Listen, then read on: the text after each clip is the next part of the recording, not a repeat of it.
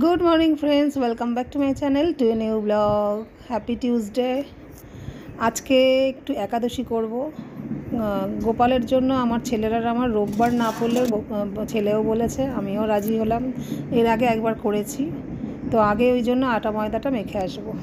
মা করতে চেষ্টা করেছিল, আগেরটায় পারেনি, তো এই নিয়ে আমাদের সেকেন্ড টাইম। ছেলে বলেছে মা পুরোপুরি পারবো না, যখন সানডে পড়বে তখন একটু মাছ মাংসের দিকে লোভ যাবে, তাই তো আগে ওই জন্য আটা ময়দাটা আমি মেখে গেলে মা একটু হেল্প করে নেমে দেখছেন। আমি ওই জন্য আর বেশি দেরি না করে সকালে এসে ময়দা আটা মিশিয়ে করি। তো আমরা আজকাল লুচি পরোটা শুধু ময়দা খাওয়াটা ছাড়ার চেষ্টা করছি। তো সেরকমই কিছু এটা বলছি বোধহয়, তাও সাইডে এটা রেকর্ডিং করেছি বলে আগেরটা শোনা গেল না যে কী বলছিলাম। তারপরে ওপরে চলে যাব। গোপালেরটা যেমন অ্যাজ ইউজুয়াল সকালে করে আমার খালি পেটে অবস্থায় তো গোপালকে আগে করার নিয়ম, আমার অন্তত তাই মনে হয় বলে করি আপাতত এখনও। তারপরে এসে সব কিছু হবে এবং চাও খাবো সেই 10টার পর। ঠিক আছে, আজকে দেখতে থাকুন আজকের ব্লগ। মাও খুব ইচ্ছা করতো, মারও মাঝের প্রথমটাই পারলো না, এই জন্যে মা ভাত একেই তো সেরকম কিছু খেতে পারে না। মাছ মাংস আমাদের থেকে অনেকটাই কমিয়ে দিয়েছে বা ছেড়েই দেওয়ার মতো, কিন্তু মার দ্বারা হলো না এই কারণে যে মা ভাত ছাড়া তো মা লুচি পরোটা সহ্যই করতে পারবে না। ওই জন্য ছেলের কলেজ থাকলে আমি তাড়াতাড়ি উঠলে এইসব আমার কাজ থাকে। এই বারান্দাটা তো মা দেখে যে চারিদিকে নানারা 3টে বারান্দা হয়ে গেছে, এমনিও চারিদিকে ছড়ানো এরকম গাছ ফাছ আমাদের টুকটাক করতে পেরেছি এই ফ্ল্যাটে এসে। আর এই বারান্দাগুলো তো ভালোই, তো এই বারান্দাটা মা দেখি বেশ মেনটেন করে। আজের ফাঁকে আলু ভাজা ভাজতে গিয়ে চলে গেছে গাছে জল দিতে। আলু ভাজাটা আমার রেডি রাখছে, আমি এটা মেখেই গোপালেরটা করে এসে ঝপাঝপ লুচি বাবুর করে দেবো আলু ভাজা দিয়ে। তারপরে আমাদের পরোটাটা জিরা আলু করবো, আলু ভাজা করবো, আলুর দমটা করবো কিনা ভাবছি। বেলার 3জনে যদি কত করতে হবে এবার আমাকে। হ্যাঁ, তাহলে 4জনে তোমাকে করাচ্ছি না, তুমি নিজে পারবে না, সেবারেই তো দেখলাম। আমি আর বাবু কাল ঠিক বলেছি না, বাবা রান্নাঘরের ফ্যান করা খুব কষ্ট। ওগুলো তাও আমরা পারবো, রান্নাঘরেরটা কাউকে না কাউকে হেল্প না হলে মুশকিল হতো। হ্যাঁ, যাই আমি গোপালকে তুলি বাবা, 10টা বাজে।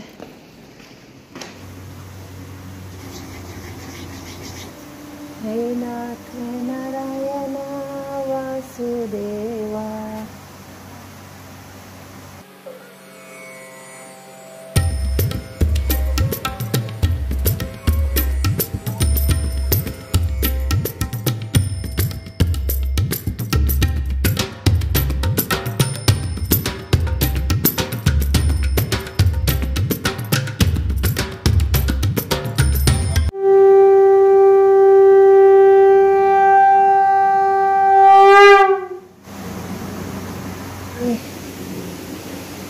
আরতি করে দিই, সবসময় তো দেখানো হয় না, সামনে এনে রাধে তো আমাকে পিছনে একটু খেয়ে নিক।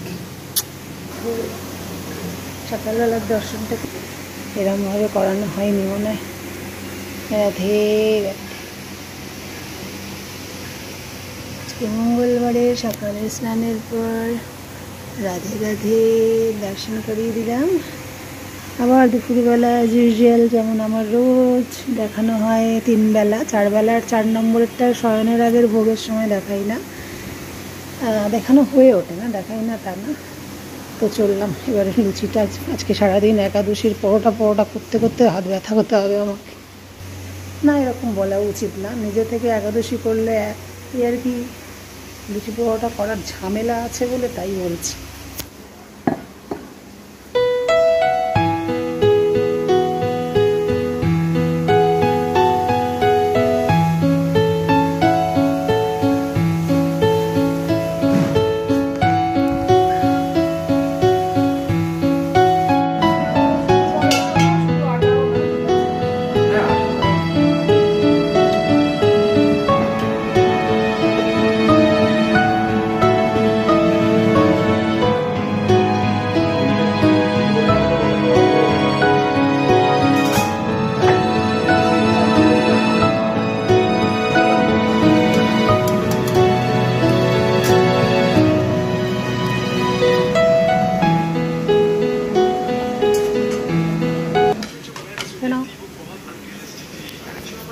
ঘরে থাকলে আবার কি জিজ্ঞেস করি না, কলেজ গেলে মা দিদাকে দেখাবো, দিদা কিরম বসে আছে। ম্যাডামকে দেখবেন একটু, বলে কি অসভ্য, মার গরম লাগছে এত, এখন দেখাবো তোমাকে। আমার মাকে একটু খুলে খালে বসেছিল, হ্যাঁ সে ফেলেছে, এডিট করতে হবে। বাবু এখন দিদা তোর দলে, বেশি শরীরে গরম হয়ে গেছে। না না গরম, একটু রান্নাঘর থেকে গেলে এখনো সেই শীতের ব্যাপারটা আসেনি রে বাবা। আবার কিছু কিছু সময় ভোরবেলাতে ঠান্ডা লাগে।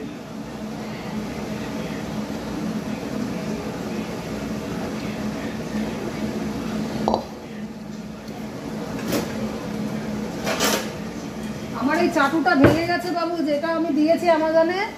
হ্যাঁ বাবা, এই চাটুটা অন্তত কিনে নেই, হ্যান্ডেলটা পুরো গেছে। ক্যাশ অন ডেলিভারি হলে তো আমিও করি, তোর কাছে অ্যাড টু কার্ড করে সব দিয়ে দিয়েছি।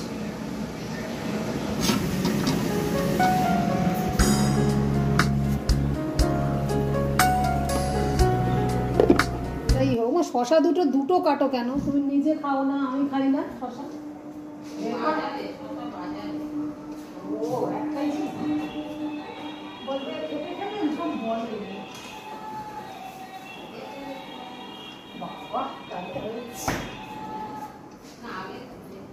হ্যাঁ আগে তেল সব কিছুই দেখে যেত।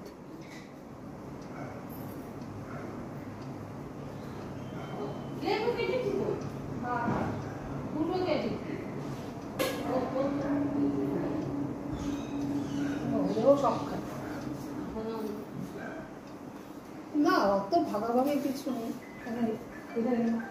ওই তোমার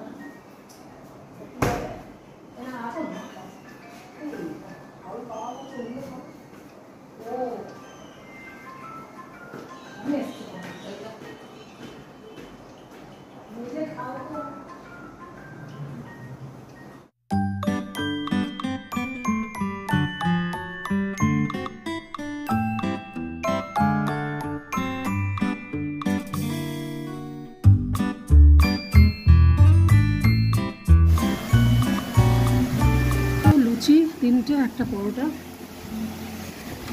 একাদশী পালন করতে পারলে যদি অম্বল গ্যাস না হয় আমার কিন্তু খুব একটা অসুবিধা হয় না। ছেলে যেখানে রাখবে, আমরা কৃষ্ণ দীক্ষা নিয়ে নিচ্ছি কিন্তু কৃষ্ণ ভক্ত, আর রামকৃষ্ণ মঠের দীক্ষায় তো কোনো বাদ বিচার নেই, একাদশী করতে হবে এরকম কোনো ব্যাপার নেই। কিন্তু কৃষ্ণকে খুশি করতে গেলে তো একাদশী করা ভালো। আমি কিন্তু সব বুঝতাম না।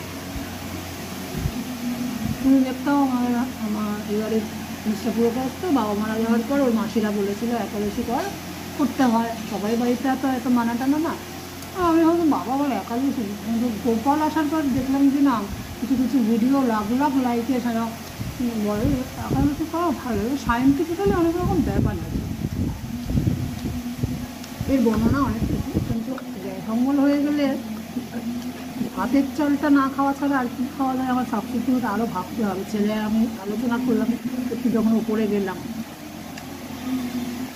যাই হোক 11টা বেড়ে গেছে, আমার এখন টিফিনটা খাই।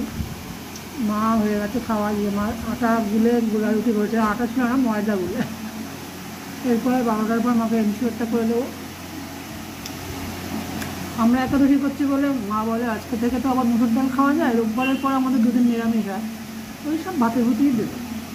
আমার বাড়িতে টক দই লাস্টে বাতাসা দিয়ে ভাত খেলেও আমার মা খুশি হয়ে যায়, কারণ তার তো মাছ মাংস খাওয়াই উঠে যায়। একদিন তো চিকেনটা এখন বলছে ডাক্তার ভালো, কখনো শুনি চিকেনটাতেই খারাপ রোগ হয়, তাই না? কত রকম হয়। আর মটন তো চিরকালই মানুষের সবার পছন্দের, কিন্তু এই যে কোলেস্ট্রলের জন্য তো মাঝে সাঝে খেলে তো কিছু হয় না, কিন্তু আমার মা এক টুকরো খাবে না। চিকেনটা তুমি স্যুপ টুপের জন্য এই শীতকাল আসতে খাবে, সেদিনকে পাতলা ঝোল করেছি, একটুখানি গলিয়ে করলাম, খেলো। আমরা খেয়ে নিয়ে বক বক না করে, ওই যে মাকে দেখছেন মা জোগাড়টা করুন, খাবার দিয়ে তো এক করবো। এখনও আমার পরোটা বাকি, আর সবসময় তো এই একবেলা লুচি খেলাম আলু ভাজা দিয়ে, প্রত্যেকবেলা ভালো লাগে না। এবার একটু জিরা আলু করে রাখবো ধনে পাতা দিয়ে, শুকনো শুকনো জিরা আলু খুব ভালো লাগে, অনেক জিরে দিয়ে আলুটাকে একটু সিদ্ধ করে নিয়ে পোস্তার মতো কেটে।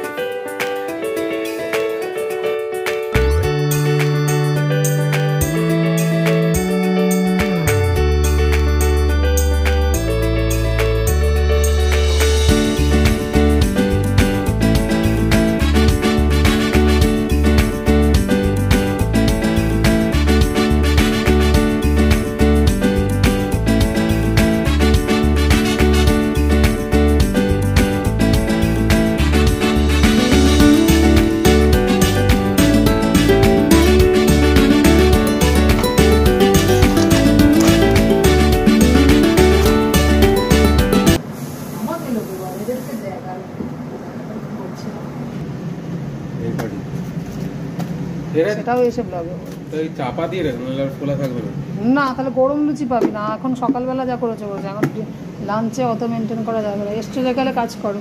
বলছিলিস না মা কিছু হেল্প চাই, আর কি করতে গেছিস, দেখ কাজ করিয়ে নিলাম। যা পালা।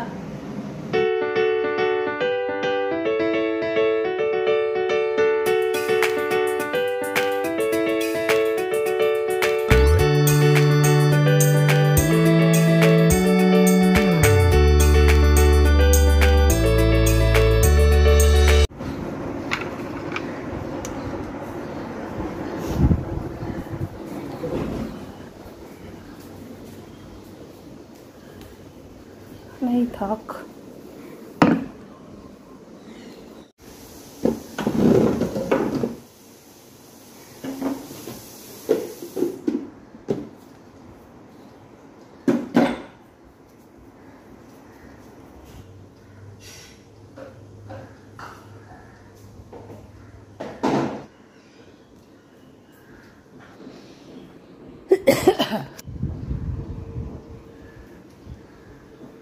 বাবু আড়াইটে গোপালকে দিয়ে নি। দিদা ভাত আজকে আমরা পরোটা বলে দিদা আগে খেয়ে নিচ্ছি। ভাতটাকে একটু নাড়তে বলেছিলাম মাকে, ঠিক সময়তেই বন্ধ করেছে সব। তার মধ্যে আমার মা মনে করায়, ছেলে মনে করায় তুমি একটু আঁকতে ভালোবাসো, এই বড় জায়গায় এসে নিজে সব কিছু করে আঁকাটা হচ্ছে না। সিনথেসাইজার বাজিয়ে মনটা ফ্রেশ করি। গানের রেওয়াজ না, গলা ভালো হলো, কিন্তু ওই বাজানো টুংটাংতেও তো একটা মন ভালো থাকে। এই কালচারগুলো করতে পারছি না। ছেলে তো বড় হয়ে গেছে না, এখন তো এইসব নিয়ে যার যেটা গুণ আছে চর্চা থাকলে ভালো লাগে। গেল তো আজকে যা অন্নভোগে মাখন আলু সিদ্ধের সাথে একটু শুধু পেয়ারা, এই আপেল দিলাম, কারণ একাদশীতে ফল দিতে হয়। প্যান্টটা শুকাতে দেওয়া হয়নি আজকে, সবই গন্ডগোল হচ্ছে কেন কে জানে। আর এই চশমা আমি যেখানে সেখানে রেখে দিই, এই জন্য মাথায় রাখা অভ্যেস করেছি। কাজে লাগুক না লাগুক আমার সবসময় আমার স্ট্যান্ডে থাকে, হারিয়ে যায় বলে আমি এই নিয়মটা করেছি। আর যেন পুজো দেওয়ার আগে কী সব বলছিলাম, হ্যাঁ, আমার রান্নার হেল্পিং হ্যান্ড না পাওয়া পর্যন্ত পাগল সবসময় গল্প করতে হয় আমাকে। এই কারণে কত কি আমার হয় না, কারণ মানুষের যার যেটা থাকে তার একটা তো শখ থাকে। সবার জীবনের গল্পের আলাদা, কোয়েশ্চেন পেপার আলাদা, তাই আনসারও আলাদা। তো আমার আজ থেকে প্রায় 10-11 বছর আগে, হ্যাঁ, যখন গাড়ি কেনা হয়েছে তো 13-14 হয়ে যায়। তো কেনার 1-2 বছর পর থেকেই আমি লাইসেন্সও হয়ে গেল আমার। আবার যেহেতু আমি বেহালা সাউথের মেয়ে, তো আমার বেলতলায় করবো লাইসেন্স, এরকম একটা ইচ্ছা ছিল। সেটা হলেও দমদমের বাসিন্দা হয়েও, কিন্তু হাত সেট এখনও বলতে হয় আমাকে যে হাত সেট হয়নি, হাত সেট হয়। চালাতে পারি, ছেলেকে নিয়ে কয়েকবার করে ফেসবুকে শুধু দেওয়া হয়, কিন্তু যে একেবারে একা নিয়ে বেরিয়ে যাব, ব্রিজে উঠবো, সেইটা হয় না। সাহসে আমার এখনও আছে, কিন্তু পাকা হাত ওটাকে ঠিক বলে না এখনও। নিজে ঢালু আমাদের এই নতুন ফ্ল্যাট 4 বছর, এইখানে যে ডুপ্লেক্স যেটা বলি বারবারই, যে এটা এখানে নামারটা না একটু ডাউনের, সেটাও আমি শিখে গিয়ে এক চান্সে বেরিয়ে গেছি। ছেলে আমাকে সাহস দেয়, কিন্তু মিস্টার পুরোগাছ তো কোনোদিন সাহস দেয়ও নি, আর কোনোদিন বলেও না যে এর গুণগুলো এইভাবে নষ্ট হয়ে যাচ্ছে।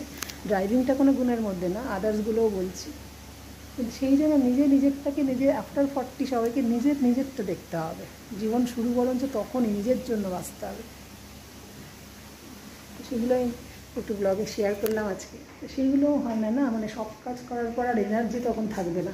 তাই হেল্পিং হ্যান্ডটা গোপাল শুধু না, আমার নিজের জন্য, সব কিছুর জন্য, ঘরবাড়িকে গুছিয়ে রাখতে গেলেও এত টিপটাপ যার নিজের মানে রুচিতে, সেই রুচিগুলোতে তখন আর এনার্জি পাবো না। সেই জন্যও খুব দরকার। আর মারও বয়স হয়ে গেছে, যতই হোক। আমার শাশুড়ির মাও থাকতেন, তাদের তত অ্যাক্টিভ ছিল। আমাদের এখনকার আমার মারা আবার ততটা আমাদের তুলনায় অ্যাক্টিভ, কিন্তু ওদের মতো তো অত 80 বছর অবধি অ্যাক্টিভ থাকতে পারবে না, 70 বেরিয়ে গেছে। এই যে কতবার ডাকতে আসবো, পরোটা বলে কি খিদে হবে না নাকি? চলো চলো চলো চলো, বন্ধ করো। এরপরে তো আর পড়তে বসবে 4টের সময়। তারপরেও তোর লজ্জা করে না? এটা এই খেলাটা ধরছি, নিজেই বলছিস।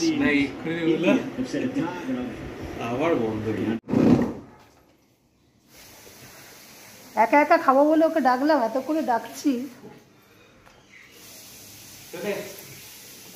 ডেকে ডেকে আসিস, নিজে গরম করে নিস।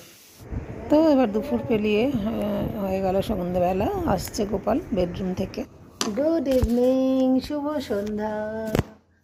আমার গোপু সোনা দোল্লা সিংহাসনে আসছে বেডরুম থেকে। রোজকার মতো ম্যাক্সিমাম দিনের মতো বেডরুমে যায় গোপু সোনা, সন্ধেবেলা আসে দুপুরবেলার পর।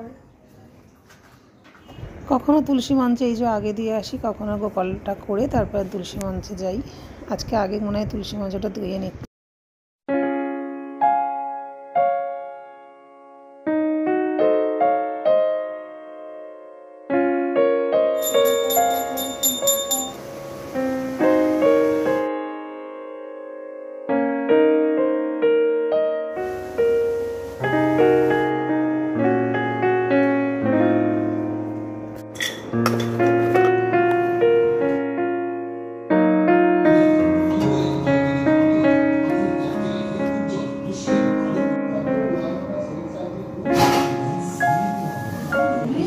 এবারের একাদশীতে আবারও রাত্রিবেলা মাপে পাইনি, আলু একটু কমে গেছিলো আর আটাটা শেষ হয়ে গেছিলো। ময়দা বেশি খাবো না, ময়দা ছিল, তাই রাত্রিবেলায় আবার করতে হলো। আমার এই দুবেলা করতে হলে না যে কোনো জিনিস খুব গায়ে জ্বর আসে, কিন্তু করতে হলো।